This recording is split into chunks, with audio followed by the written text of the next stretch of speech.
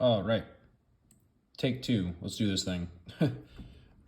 Noticed a couple minor errors last time, but all right. So to begin with my approach, first and foremost, I don't know why, but when I opened this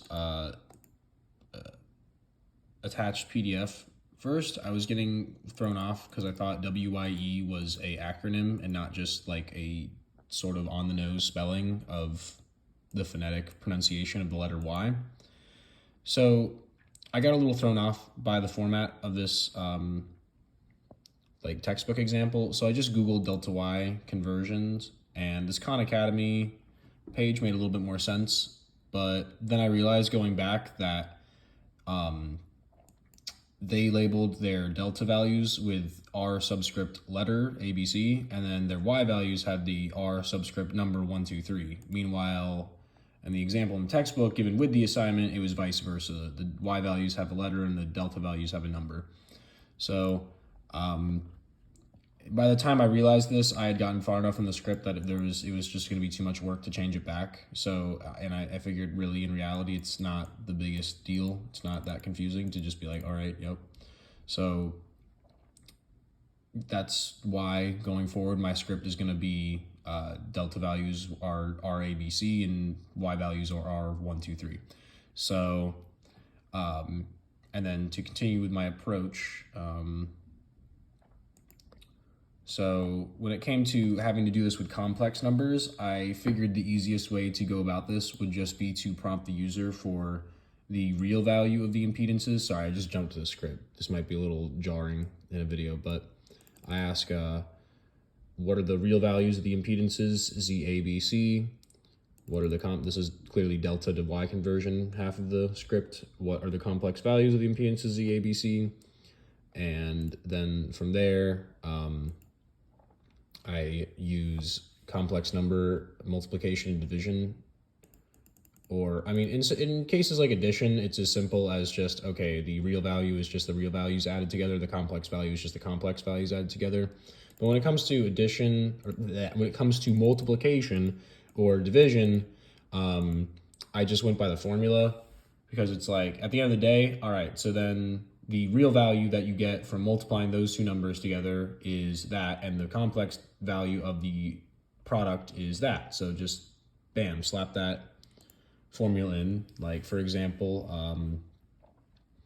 when doing delta to Y, I need values of ZA times ZC, ZA times ZB, ZA complex times ZC complex. So the point being is I basically split the formula in half. Like, you've got the two things multiplied. You've got to just put it vaguely, you got ZA times ZC minus the complex, and then when it comes to getting the complex number, it's the real of the first times complex of the second, plus the real of the second times the complex of the first. So kind of see how I approached the complex multiplication and division, or there's the multiplication. For the division, similar approach. Just, skip all this. That's the formula for the real. That's the formula for the complex when you're dividing the two numbers. So, right. So when solving for Z1, finally, now that I basically just broke down, I found a value for this. All right, programmed the script to find a value for that. And then I also defined a variable RB and just defined it as RA plus RB plus RC. That was much easier because, like I said earlier, it's just addition. So it's nothing too complex to write. And then I just did the B times C divided by RD basically to get R1. Or I used Z in my script. So you got Z1. And then bringing back the whole point is bringing back the division formula for complex numbers. You see, you got the real components, product of the real components plus product of the complex, the value at least, over the value of the real component squared plus the complex component squared of the second complex number of the bottom, the one that's being divided by. I forget if that's the dividend or the divisor. And, you know, very similar formula, just a little different on the numerator. But the emphasis is on those squares in the denominator. As you can see, I'm using the POW function there. So, and, you know, see that ZD, which has been defined earlier up here, A plus B plus C, complex ZDC plus Z plus ZAC, ZPC, ZCC. Wonderful. So, yeah, Z1, Z2, Z3, Z1 complex, Z2 complex, Z3 complex. Then it prints the delta values, you know, ZA equals float plus float J. You know where I'm going with this. And then with Y values, I see we're at the 5-minute mark. I need to wrap this up. We're past the 5-minute mark. You know, here in delta to Y, it's like the denominator is the same, but here in Y to delta conversion, it's the numerator that's always the same. So I call this RT, and naturally RT is comprised of the sum of 3 products. So that kind of gets broken down into parts. Here we see if we're in the Y section, you see the math here.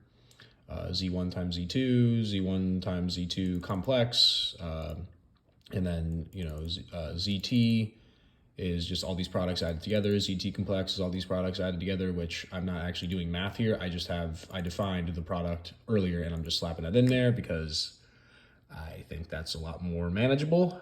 And if something were to go wrong in the script, it's a lot easier to go back and fix it. Fortunately, I had few problems.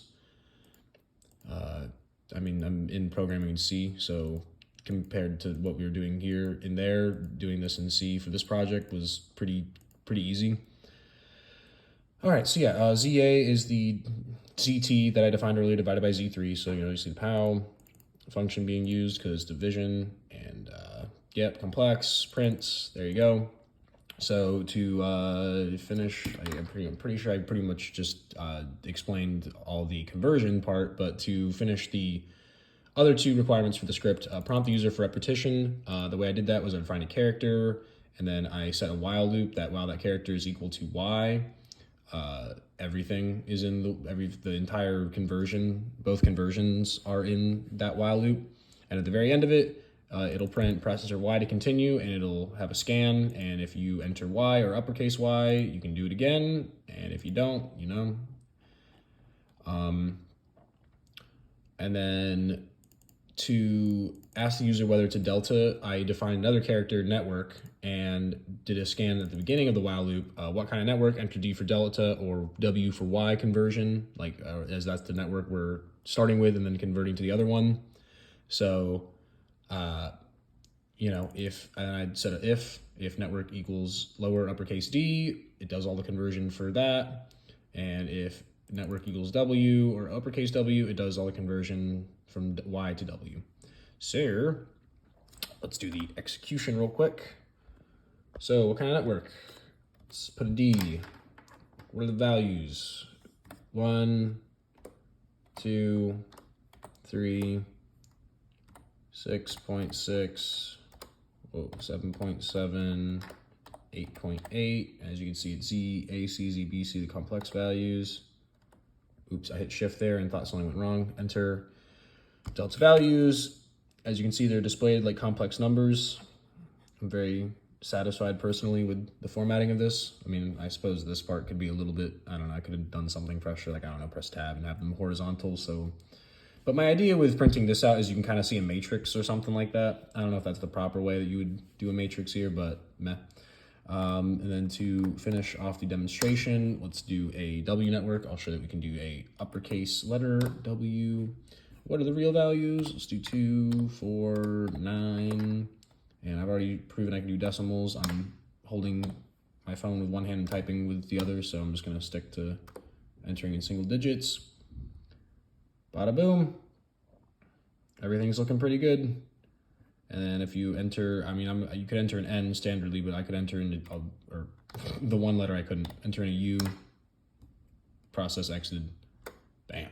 All right, I believe approach, scripts, and demonstration. That should be it. All right, geez, all in just under 10 minutes. All right, thank you.